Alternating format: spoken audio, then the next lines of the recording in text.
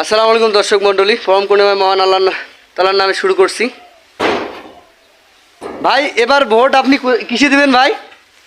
আপনি এইটা কথা জিজ্ঞেস করতেছেন কেন ভাই? আমি কিসে ভোট দেবো না দেবো? কেন ভাই, এই কথা আমি জিজ্ঞাসা করতে পারি না ভাই?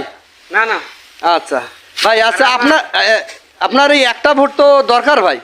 আমার একটা ভোট দিয়ে কি হবে ভাই? ও আপনি মনে করেন, আচ্ছা ঠিক আছে, আপনি বললেন যে আপনার এই একটা ভোট দিয়ে কি হবে, আর এক ব্যক্তি বলতেছে এই একটা ভোট দিয়ে কি হবে, আরও একটি ব্যক্তি বলতেছে একটা ভোট দিয়ে কি হবে। তাহলে এই জন্যে যদি হাজার হাজার লোক এইভাবে বলে যে আমার একটা ভোট দিয়ে কি হবে, তা ভাই এই একটা ভোট দিয়েই কিন্তু দুর্নীতি শুরু হয়। এই একটা ভোট দিয়েই কিন্তু এই চাঁদাবাজ দুর্নীতিবাদরা যখন এমপি হয়, মন্ত্রী হয়, এরা টাকা বিদেশে পাচার করে। কেন ভাই বোঝেন না? এই যে মৌচাকে মাসিরা, আপনারা দেখেন মৌচাকে মাসিরা দেখছেন প্রতিদিন এক বিন্দু এক ফোঁটাও নয়, এক বিন্দু মধু নিয়ে এসে মৌচাকে জমা করে। আপনি সপ্তাহ পর 15 দিন পর দেখবেন 15 কেজি 20 কেজি মধু হয়। তাহলে আপনি বুঝতেছেন না আপনার এই একটা ভোটের কত গুরুত্ব।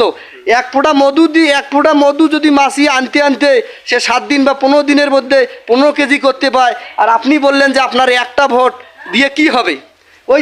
এইভাবে হাজার ব্যক্তি বলুক যে আমার একটা ভোট দিয়ে কি হবে। এই একটা ভোট করে পেয়ায় তো তারা দুর্নীতির সুযোগ পায় ভাই। আজকে আপনি সঠিক নেতৃত্ব যদি চান, সঠিক ব্যক্তিকে যদি সংসদে দেখতে চান, সঠিক মানুষকে যদি নেতৃত্বের আসনে বসাতে চান, যোগ্য ব্যক্তিকে দিবেন।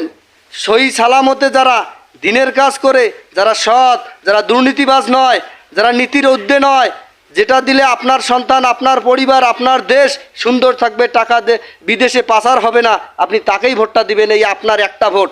আর আপনি যদি মনে করেন আমার একটা ভোট দিয়ে কিছু হবে না, তাহলে এই আপনাকে বললাম না যে এই যে একটা মৌমাছি যদি এক ফোঁটা মধু জোগাড় করতে যদি 7 দিনের মধ্যে 15 কেজি করতে পারে, যদি এইটা আপনার কাছে সঠিক মনে না হয়, তাহলে আপনার এই একটা ভোট দিয়েন না কাউকে। আর যদি মনে করেন যে হ্যাঁ কথাটা সঠিক তো বলছেন, তাহলে আপনি যোগ্য ব্যক্তিকেই ভোটটা দিবেন বলে আমি আশা